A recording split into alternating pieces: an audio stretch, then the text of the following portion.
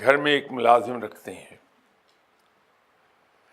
ایسا نہیں ہوتا کہ پہلے دن ہی میں اسے اپنے بیڈ روم میں داخل ہونے کی اجازت دے دوں،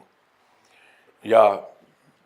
جو میرے بیڈ روم میں سیف پڑی ہے میں اس کی چابی اسے پہلے دن ہی دے دوں۔ وہ سفر آہستہ آہستہ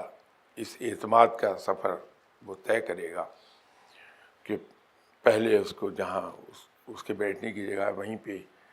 کہا جائے گا یہ کام کر دو، یہ کر دو، آہستہ آہستہ اگر وہ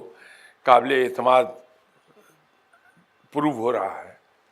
تو آہستہ آہستہ وہ گھر کے اندر آنے لگے گا، پھر وہاں سے بیڈ روم میں اور پھر میری کمرے میں رکھی ہوئی تجوری کی چابی اس کے حوالے ہو جائے گی۔ یہ سب سے آخری سٹیج ہے۔ تو کارخانہ قدرت کی ایک جھلک دیکھنا